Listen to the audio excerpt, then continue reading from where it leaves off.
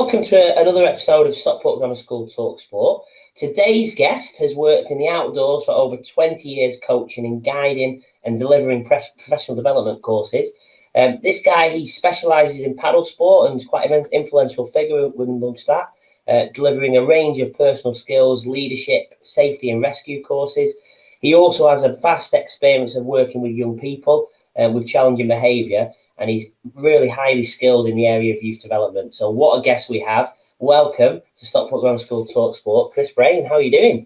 Yeah, that's a great introduction. Yeah, thank you for having me. It's brilliant to be on and be able to chat to you. Thank you. No, awesome. So we'll kick off really with a little bit about your background when you were a boy and to where you are today, and talk about that journey really. Yeah, so when I was at school, I suppose I wasn't really hugely into like traditional sports like football and basketball and all that sort of thing. And I certainly played those, and I certainly had a go at participating, but it just didn't feel like it was really the right sort of thing for me. But enjoyed playing sport. I actually enjoyed doing it, but just felt like I'd not really found what I was into. I'd always quite enjoyed outdoor adventures and sort of going for a bike ride or going for a walk and that sort of thing, which in a way almost didn't feel like it was a real sport. Like at the time, it just sort of felt like it was just doing something rather than actually, participating in something that you could develop in and you could like achieve highly and really. And I certainly wouldn't have predicted that would have been a career at that point. So as I was leaving school, I ended up we lived fairly close to a river, where I used to live up in North Manchester, and we lived fairly close to a river. And my uncle actually used to do loads of canoeing and loads of kayaking. And my dad said, "Oh, if you can get us some kayaks, then we'll go into the local river and we'll just go and we'll go for a paddle, basically, as if it was that easy. Just get a couple of kayaks and just go kayaking." Which, of course, if you don't know much about it, I can totally get how you jump to that kind of conclusion. And so I was like, "Yeah, I'm well up for this." I'd been kayaking a few times in Scouts, and I'd done a little bit, so I felt like I knew everything I'd need to know to go down to the river. So we turned up at the river, and we had these two really old fiberglass kayaks. They're probably 10, 15 years out of date at least when we got there, and we turned up with these fiberglass kayaks, and we had like a life jacket on, so not a buoyancy aid like you would wear normally. We had a life jacket on, and we got to the river. Unfortunately, there was the local canoe club who were there, and they said to us, because we must have stuck out like a sore thumb. We must have looked really out of place. And they said, "Oh, do you know what you're doing?" And we were just like, "Well, yeah, like of course we do. It's only kayaking. Like how hard can it be?"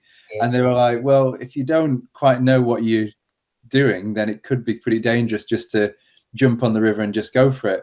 So we were like, "Okay," like sort of listen to their advice, and they recommended that we got some lessons from the local centre that was there, and it was the best thing ever. It really was the best thing ever. So I was like 15, 16, really getting into going every week and going kayaking and learning how to kayak. And in a way, it felt like we're having proper lessons, like real coaching and real lessons in how to do it. And we were just getting better and better. And both myself and my dad were just really, really passionate about it, really interested in it. It just became completely all-encompassing. Yeah. And this hit me at a real point in my life where I was like, well, what am I going to do next? Because I was just about to leave school, and I'd already applied to go to college. And I actually applied to do media studies at college, as well as English and sociology. So my current career plan was to go and do something in like film or media, maybe like behind the camera or a bit of journalism. I really hadn't decided at that point, but I was just like, well, hang on, I'm really into kayaking, and there's people who are teaching me who look like they're really into kayaking and they're kind of making some money from it. So I wonder, like, if I could like make some money from it, basically, and if I could actually do it as a job, if it was a real career, so to speak. I mean, I really don't like the idea of it. Like, is it a real career or not? Because for me, it certainly has been. But at the time, it was really, I was really unsure whether that could be something that you could actually do, like into sort of later adult life and be in a position where you could have, a house and family and all that sort of thing with it. So we ended up sort of going doing that. I did some qualifications and started working at the centre.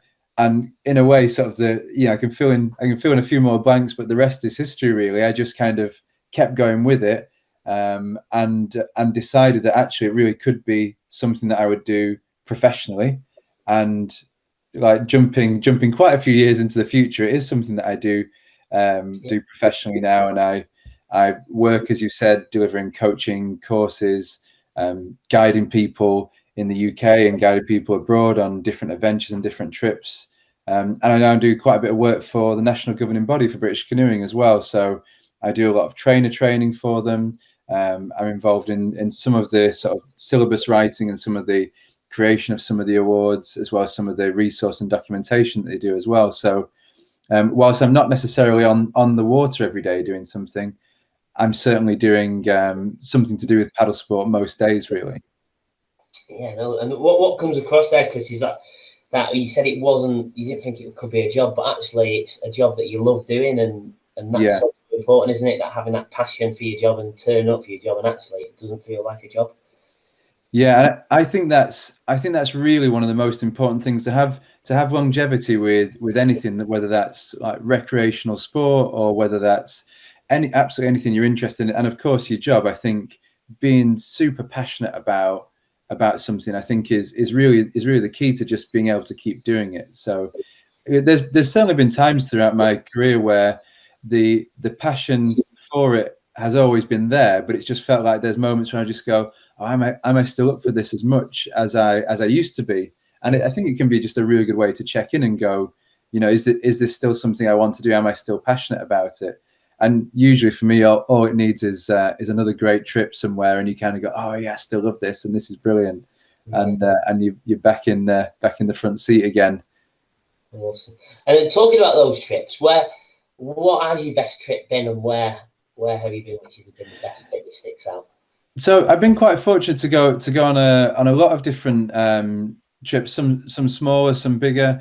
One of the real key ones for me that was like a real turning point in my sort of paddling career, and when I thought actually, I can really do this, and this is a real milestone, was when I first traveled to Uganda out in Africa to paddle on the Nile.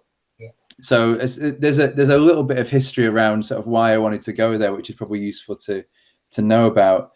And when we started paddling, I said we used to go to the local canoe club, and we used to go for lessons. They had this like really small sort of video library that kind of dates when it was. We're talking early 2000. There was a collection of like old videos that people had donated to the canoe club.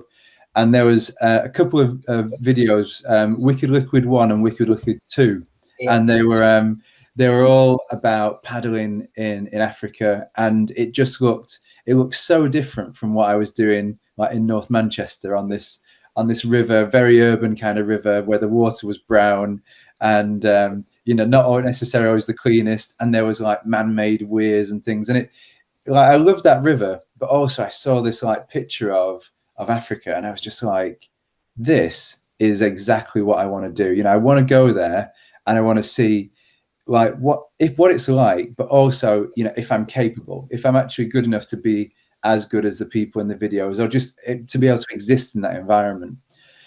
So we basically like decided quite early on that at some point, like I or me and my dad would go to Africa, and we'd either go paddle on the Zambezi or we'd go and paddle on the Nile. Now the Nile was and has been since I've been there, has been subject to a lot of dams, a lot of hydro plants that have been put in there to power electricity.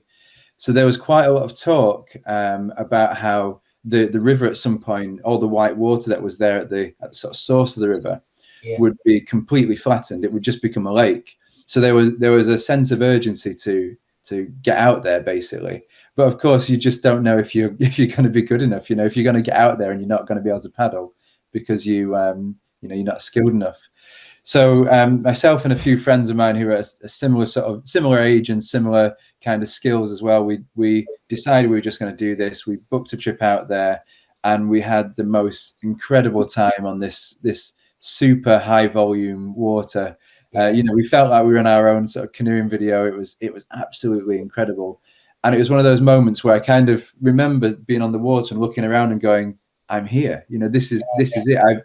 I've arrived at the end point of one of my goals, and I've made it. You know, this is where I wanted to be, and now I'm here. So it was really nice to get to that point where I thought, I've done it. You know, I set this long-term goal when we started paddling, and I think it must be 9 or 10 years down the line. You know, it's like, now we're here.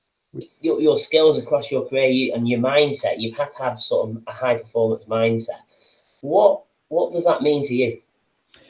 It's a really interesting question, that actually, like, what is a high performance mindset? I think one of the important things is to be really purposeful with your practice. And when I think about when I'm coaching, when I'm actually working with somebody, or when I'm like trying to develop and be better myself, whether that is in work or whether that's in sport or whether that's in anything else, I think the really important thing is to practice, but to practice purposefully. So to actually target and be specific about what it is you're trying to achieve, either in a specific session or in you know, like in terms of goals, long term, short term. It's about going out there and thinking, what am I going to get out of this? What am I going to get out of this session? Because especially with canoeing and kayaking and paddle sports, it's very easy to do that in a just a recreational, fun way, which of course is absolutely fantastic. Just to go, I'm just going to go for a little paddle and just enjoy it. But if you really want to develop those skills and you really want to move yourself forwards, I think you need to go out there and have a goal or a target that you can aim to do just on that day, and something that can help you work towards like long term. So for example, you could go for a kayaking trip down a river, and you could be like, well, I'm going to try and do something that's a bit longer today, or I'm going to do something that's a bit shorter. I'm going to work physically harder on that trip, and you know, be like do more sort of physical exercise rather than just kind of cruise down. Or you could work on specific skills. So I think having those real tangible milestones and being really specific about your practice, I think, is really important. So everyone has role models. Have you got any people who've influenced you on your journey, and why have you done that?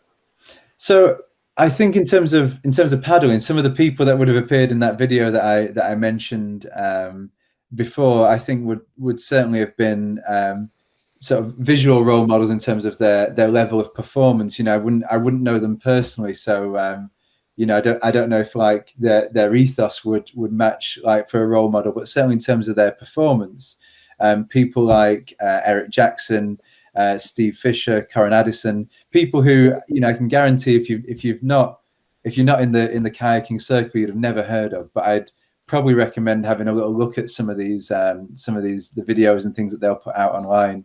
You know, Eric Jackson is a former Olympian, I think, from the late 80s, and still is like an amazing paddler now. He's in his early 50s now, and he was a world champion like in his mid 40s at freestyle, which many people might think of as being like a young person's game. Yeah. It's a bit like the equivalent of BMX is to like mountain biking. It's all about sort of tricks and moves on a wave, and yeah. if that sounds a bit like, well, what does that look like? It's just worth looking at freestyle kayaking on YouTube, and you'll see some great videos. But people like that who have really dedicated their life to the sport, but have also like kept in the sport for a long period of time, I think are great role models.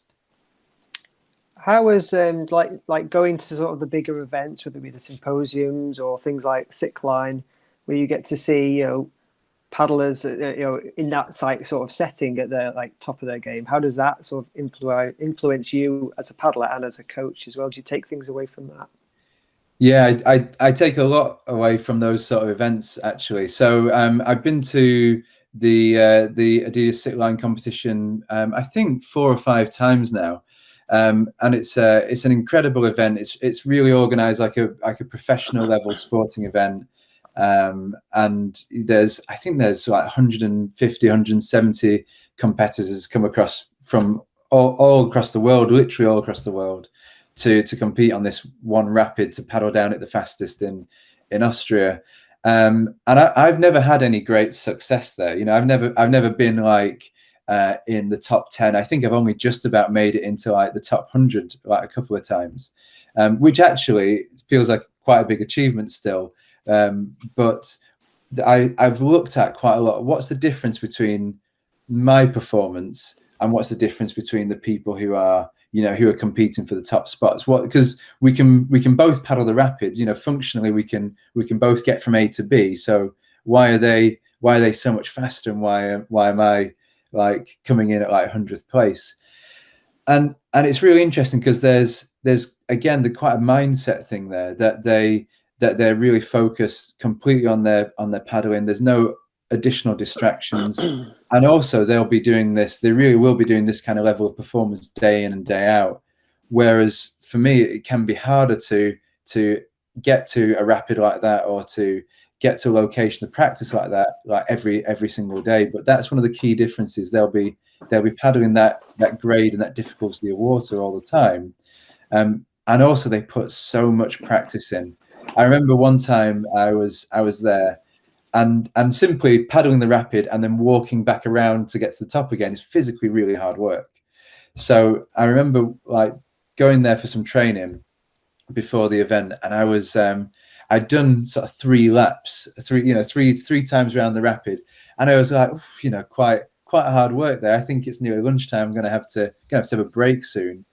And whilst I was just stood there, just relaxing and having like half an hour break, one of the people who was probably going to be competing for one of the top spots, a guy called Dane Jackson, Eric Jackson's son, actually, who I've just mentioned. So Eric Jackson's son, he had done another 6 laps in the time that I had like a half hour, 45-minute break. Yeah. And I thought, actually, that's the difference. You know, that's maybe not the only difference, but that's one of the differences here. I'm putting in like maybe 4 or 5 laps of practice a day, and he was probably putting in 20 plus laps a day. And that extra time, that extra purposeful practice was one of the things that was really different, I thought. Yeah, and I think that's important. That happens at the elite level in probably every sport there. But it is that purposeful practice, is not just putting practice in. It's got to be purposeful. It's got to be beneficial. So that really hits home. Good. And then in terms of your career, and everybody has ups and downs along that journey, what was your biggest setback, and how did you overcome it? So, in terms of setbacks, I think I've had a few. I've been really fortunate to be fairly injury free throughout my career, which has been really good. So I don't really feel like I've ever had any injury sort of setbacks really. But I have had a few times where I've wanted to be able to deliver like a specific course with British Canoeing, where, you know, which would sort of further my opportunities in terms of things I could deliver and courses I could put on to work with other paddlers and to be able to earn a living from it. And when I've applied for it, they've said, no, you can't do that. You know, you've not got either enough experience, or maybe you've not got the right like mix of qualifications that you need, or simply, you know, sometimes it can be simply that there's so many applicants, you're not, you know, in the top 10 of applicants that we want to take on this time, which is totally understandable. And all of those things sort of put together make you really think, well, what is it that I need to do then? You know, if I really want to do this, and I'm setting my mind to say I'm going to do it, then what do I need to do? And some of those setbacks have really helped me refocus and in a way come back stronger. Yeah. So I remember being asked, asking if I could deliver this level 1 coaching course, which is just the first level of coaching. We're talking several years ago now, so things have changed a little bit, and actually the way the organisation takes on applicants into this process has changed. Yeah. But I remember asking to do this, and they basically came back and said, no, you can't. You know, you've not got the right experience, and we were looking for somebody who had got more to bring to it. And so I thought, well, either I could say, well, that's it, you know, I'm done with it and I'm not going to do it, or I'm going to go and get that experience. And I knew I had basically a 12-month window where I could go away and get that experience and then reapply the following year. And that's exactly what I did. I just worked really, really hard. Went and spent loads of my own personal time, unpaid, of course, just going and working with other trainers, observing other courses, like really sort of honing my own practice and thinking about, like, how am I going to hit the ground running? If they say that, yes, you can do this, how am I going to be ready? I don't want to wait until they say you're ready. I need to kind of have my documents. I need to have my lesson plans and everything all sorted. And so those moments then where you kind of get told, no, you can't, in a way, I came back stronger because of being told, no, I couldn't. I was actually in such a better place to be able to do it. So those setbacks have been some of the hardest moments, but following it has been some of the best moments, really. Yeah, no, definitely. Again, it's flipping that negative into a positive, like you said, and there, what hit home with me there is about your preparation as well. So, like I said, always being prepared and pushing that preparation. So that's really cool. And then on the flip side, then you've had lots of accomplishments and many more to come. But at present, what are you most proud of, and why? What am I most proud of? I suppose there's a few things really. One of the things that I did a few years ago was I put together I started putting together a resource for paddlers on sort of safety and rescue techniques, which isn't necessarily the most exciting topic to talk about, but in terms of paddlers getting out and being on the water is something that you've got to be mindful of, because you are typically in those environments with with a small group of people, and you need to not only be able to look after yourselves but look after other people. So the sort of safety side of it is something that a lot of paddlers are really quite interested in. And I run safety and rescue courses as part of the package of things that I offer. I run safety and rescue courses for people to be able to come on and be trained in modern and techniques, and to be introduced to some of the stuff that they don't know, and go away and practice it, really. And I started thinking what I should do is I should put together some resources for this. I should put together like a few handouts that I could give out on a course. And so I started looking at doing that. And then there was a magazine that comes out, a paddling magazine, that I thought, you know what, I'll write something, I'll put something together, and I'll just submit that to the magazine. And in a way, he can do the hard work of designing it then. It can be like, my resources can be designed by somebody in a really great way, and they'll look really flashy, and they'll have been in the magazine, and I'll be able to use them on my course. Yeah. And so I asked him, could I do like a 3-part article for the magazine on safety and rescue? And we got to the end of the 3rd part, and I just thought, there's so much more to write about. There's so much more I want to chat about and I want to cover, that I need to keep going. Need to keep going. So I said to him, can I just do a few more? And he just came back to me and he said, do as many as you want, kind of until you feel like you're finished. So in the end, I wrote 10 different articles for this magazine, all on the theme of safety and rescue, all trying to progressionally put it together so that it was fairly logical to read it in order. And I was really proud of that. But when it came to be finished, and I was like, right, I'm done now, I asked him to put it all together as a PDF for me, just like one big document, and it just didn't look right because it had been done in like individual chapters. It just didn't quite flow, and I hadn't intended to put it together in that kind of way. I was only going to do 3 parts at the start, so some bits were quite out of order. And I said, if I re-edit this, will you put it back together again for me? And he was just like, yeah, totally. So in the end, I spent another 6 months editing it and put together this safety and rescue book, really, which is a real big career highlight to actually put together, and in some ways kind of ties together the sort of media thing that I was talking about at the start, that kind of idea of doing some kind of writing or sort of publishing or whatever. And so I've put together a safety and rescue book, which can be downloaded for free as well. So you can buy like a paid one, but one of the really important things was that people would have the information and it would be out there. So people can download that for free, and that's one of the things that I really wanted to give back to the community, so that you could access it, and it wasn't like there was a paywall between the knowledge that you might be able to get from the book and I just wanted it to be out there, really. So that was a real big career highlight.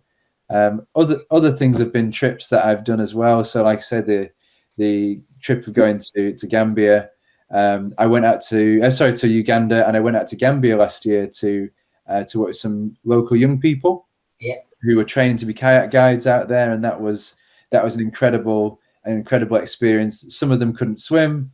Most of them in fact, virtually all of them hadn't paddled a kayak before, and they turned up sort of ready to go on the first day, like, I'm going to be a kayak guide. And it was really interesting trying to put together a 5-day package where I kind of took everything that I'd learned and developed in like 20 years and put that together in like, well, how can I teach you all of that in 5 days? So that was really good to do as well. That's something that's happened quite recently that I thought was a real big achievement, actually. Not some of the hardest coaching or hardest water, but just some of the most unique and most interesting. No, definitely. And I guess that experience there, as obviously said, some of them couldn't swim. So that progression you saw in those children develop from day 1 to day 5, that must have been huge. Yeah, absolutely. I mean, we kind of scratched our head a little bit at the start when some of them were like, "Oh, I can't really swim," and we thought, well, we can't. I don't think we can teach you to swim in 5 days. So like when you say you can't swim, what does that mean? And so we had like times where we just had people in the buoyancy aids, and we were like, well, if you're in a buoyancy aid, could you float on your back? And they were like, oh yeah, we can do this, but they couldn't. Like, they thought we were going to make them swim across the river as like a swim test, and we weren't really doing that. But we overcame a few of those challenges, really, and I can guarantee now, if you head out to this place into Gambia, you'll have an amazing tour with some of the people that we've trained, because there's sensational wildlife out there as well, like really like incredible rare birds, and there's hippos, and there's all sorts, and there's stuff you won't want to meet in the river, but you can have an incredible kayak tour out there as well. And really accessible too. So it's not about white water, it's all flat water and trips suitable for beginners. So that was really great to do that.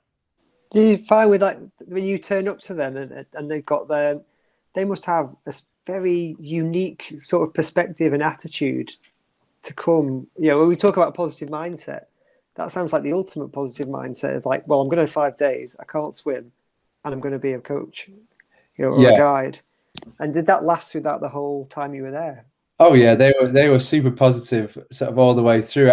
They reminded me in some ways of myself when I started paddling, in that like, well, how hard can it be? Like how difficult is this challenge? Because I think they thought, well, we'll learn to swim in the 5 days. You'll teach us, and kayaking doesn't look that difficult, and the river isn't, didn't look that difficult to them. So they just had this idea of, there's nothing that you can throw at us that we can't do, and they were just fantastic. They were physically really capable, which I think is really helpful, because a lot of the work they're going to do is going to involve lots of lifting and carrying boats and moving things around and long days on the water.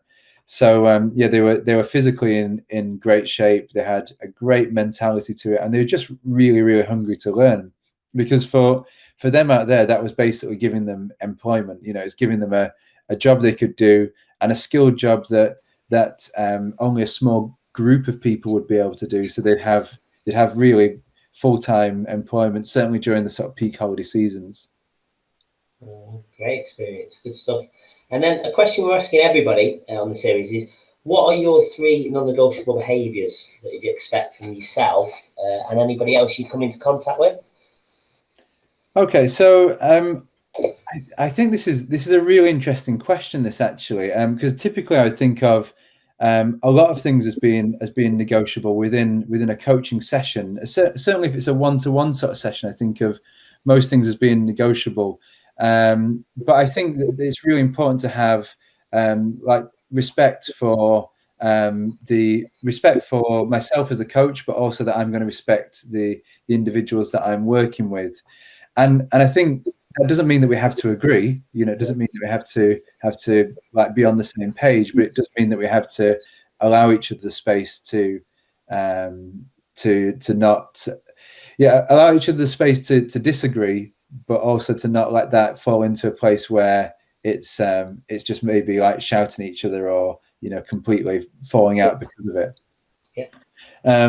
I also think that there's got to be a real boundary with things like racism and sexism. I think there's got to be a complete a complete boundary there that we just, I say we, you know, I think it shouldn't be crossed within sport in general, but certainly when I'm taking people out on the water, I'd like people to feel that there's a real level of equality there, and that there's no room really in my coaching experiences or the experience that I lead when I'm guiding for like sexist comments or racist behavior or anything along those lines, really. So I suppose those almost fall into the same category of like respect for people in general, but yeah, I think those would be the three key things. Oh, brilliant, good stuff. And then, if you could go back to school to be a 12-year-old boy again, what advice would you give yourself, knowing what you know now? What advice would I give myself? I'd say like be passionate and find something that you really want to do. You know, and for me that has been kayaking and going out on the water. And I'd say trust in what you're thinking and stick with it, because it'll work out in the end. And it sounds a little bit magical, that idea of it'll work out in the end. You know, there's a lot of time and effort putting in between that. But I think, yes, sticking with it and trusting that it is what you want to do. A bit of a curveball, I suppose, but in terms of outdoor education as a whole, and so Stephanie, not just paddle sports, but outdoor education as a whole and young people, what do you think are the sort of the big benefits of outdoor education? It's a quick summary, obviously, because you can go forever. But yeah, what are the key points or the benefits of having access to outdoor education for young people for you? Well, I think it allows people to access an environment or activities that probably wouldn't be available to them in any other way. So I think just the idea of it broadening people's horizons and giving people a different perspective, I think is really, really important. I also think that outdoor education is a really unique opportunity to connect people to natural spaces and to help people to access like the water or the woodlands or, you know, rocks or trails or anywhere like that I think people can often be disconnected from. You know, some people aren't. That might be where some people live, but there's a lot of people who don't necessarily have that kind of opportunity. So I think outdoor education really helps people to connect to those natural spaces. And for me, I've just found so much enjoyment and so much connection with being out on the water. So I think I'd love for other people to experience that as well. And I also think, like, finally, it gives people real opportunities to have a different set of challenges that they wouldn't experience, or that they can't re-experience in some of the more traditional team sports or some of the other avenues that people might go to sort of have their fun. So like working out the challenge of how to climb a rock face, you know, or the physical challenge of doing a long canoe trip or riding a bike, you know, bunny hopping over a small log, I think is such a unique skill that you just you just can't learn it anywhere else. You can't get that experience without going into the outdoors and having that kind of input from some kind of outdoor educator. And I still struggle to bunny hop a bike. So when I do, people think that's really crazy that I can't really do that. But when I do manage to do it, then, you know, it feels like such a big achievement. I just usually jump off the pedals. That's all I do. I jump off the pedals and then think, why has the bike not come up with me?